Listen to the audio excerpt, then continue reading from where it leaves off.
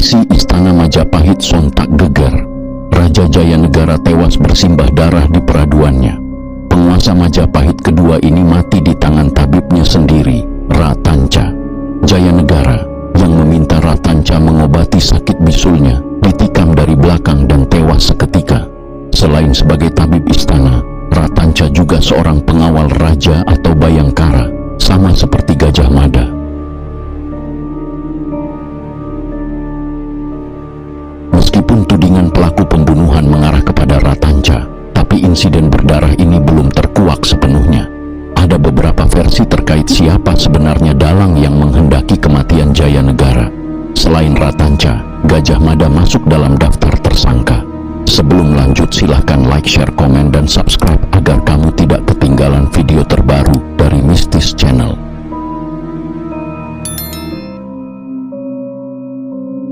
Jayanegara naik takhta pada 1390 Masehi. Ia adalah anak dari pendiri Majapahit, Raden Wijaya, dengan seorang putri kerajaan Dharmasraya dari Sumatera, Darapetak atau Indreswari. Kitab Para Raton menyebut Jayanegara dengan nama Kalagemet yang ditafsirkan sebagai olok-olok karena nama tersebut memiliki arti lemah atau jahat.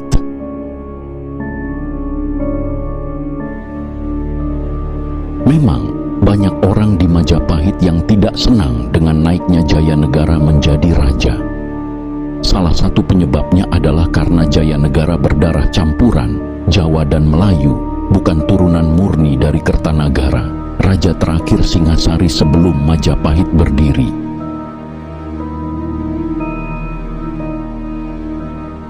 Selain itu, Jayanegara juga bukan lahir dari permaisuri, melainkan dari istri selir. Padahal, sebelum menikahi Darapetak, Raden Wijaya sudah punya 4 istri yang semuanya adalah putri Kertanegara. Namun, Darapetak berhasil membujuk Raden Wijaya untuk menjadikan putranya, Jayanegara, sebagai putra mahkota. Merujuk kitab Negara Kertagama, kebiasaan raja-raja di Jawa zaman dulu, bahwa yang berhak menggantikan takhta kerajaan adalah anak yang lahir dari permaisuri, entah itu anak laki-laki maupun anak perempuan. Setelah Jayanegara dinobatkan sebagai raja, banyak terjadi guncangan internal, termasuk timbulnya serangkaian pemberontakan. Para pemimpin pemberontakan ini justru orang-orang yang dulu sangat loyal terhadap Raden Wijaya. Setelah Raden Wijaya wafat, mereka menganggap takhta Majapahit jatuh di tangan orang yang salah. Dari sekian banyak pemberontakan yang muncul pada era Jayanegara, ada beberapa yang paling membahayakan, antara lain pemberontakan yang dimotori oleh Ranggalawe pada tahun 1309, Lembu Sora pada tahun 1311, Nambi pada tahun 1316, hingga Rakuti pada tahun 1319.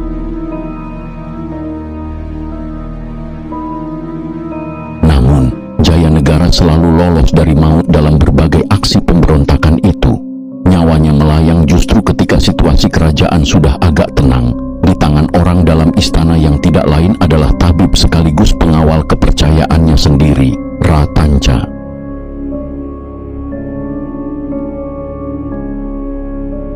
Banyak referensi yang menyebut Gajah Mada punya andil dalam peristiwa matinya Jayanegara pada 1328. Beberapa peneliti meyakini bahwa Gajah Mada adalah otak pembunuhan itu. Para peneliti meyakini bahwa Gajah Mada menyimpan dendam terhadap Jayanegara lantaran telah berbuat tidak senonoh terhadap istrinya.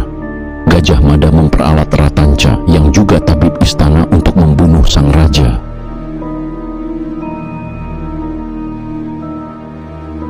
Gajah Mada pada hakikatnya tidak suka pada Jayanegara dan menggunakan Ratanca sebagai alat untuk mengakhiri nyawa raja yang bertabiat buruk itu. Para raton juga mengungkapkan Gajah Mada sudah bersiap di kamar raja tanpa diketahui Ratanca. Sesaat setelah Jayanegara ditikam, Gajah Mada mendadak muncul dan segera membunuh Ratanca.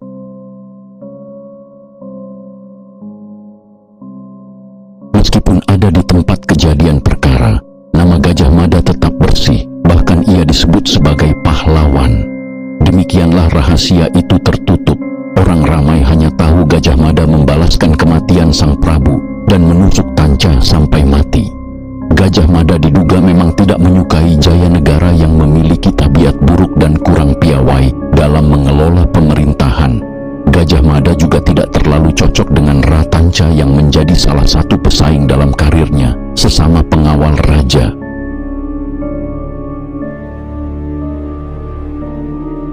Setelah Jayanegara terbunuh, Gajah Mada segera menangkap Ratanca dan mengeksekusinya. Yang menjadi persoalan, eksekusi itu dilakukan tanpa melalui pengadilan terlebih dulu. Tindakan inilah yang lantas memunculkan asumsi bahwa Gajah Mada memang sengaja menggunakan Ratanca untuk menghabisi nyawa sang raja.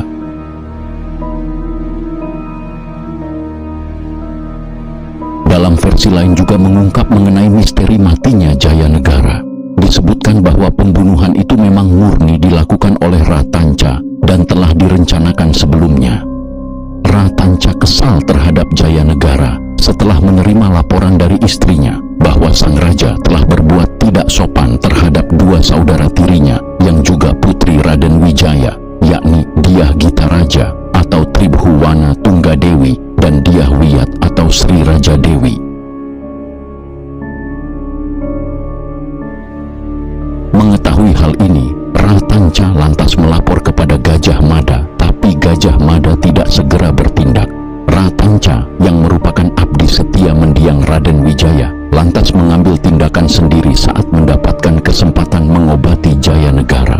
Para peneliti menyebutkan bahwa Jayanegara memang tidak memperbolehkan dua adik perempuan tirinya itu menikah dan selalu menghalangi jika ada lelaki yang hendak meminang.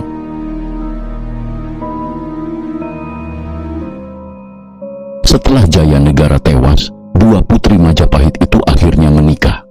Tribhuwana disunting oleh Pangeran Cakradara atau Kertawardana, bangsawan muda keturunan Singhasari.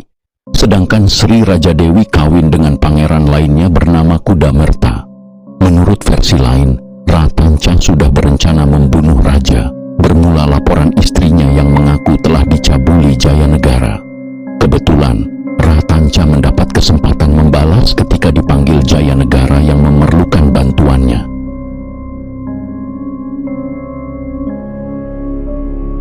Dalam versi lain disebutkan bahwa pembunuhan Jayanegara merupakan konspirasi Gayatri bersama Gajah Mada. Gayatri adalah ibu Tribhuwana Tunggadewi dan Sri Raja Dewi atau salah satu istri Raden Wijaya sebelum menikahi Darapetak, ibu Jayanegara.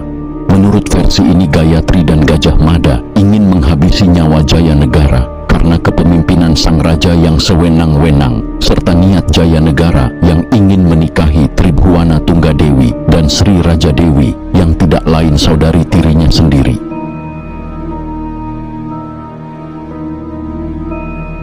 Terlepas dari semua versi itu, karir Gajah Mada memang kian mantap setelah Jayanegara tiada. Tribhuwana Tunggadewi yang naik tahta menggantikan kakak tirinya, mengangkat Gajah Mada sebagai Mahapatih atau Panglima tertinggi Majapahit pada 1334, jabatan yang belum tentu didapatnya jika Jayanegara atau Ratanca masih hidup.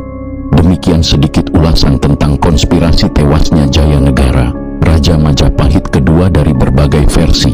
Sobat Mistis, tulis pendapatmu di kolom komentar. Terima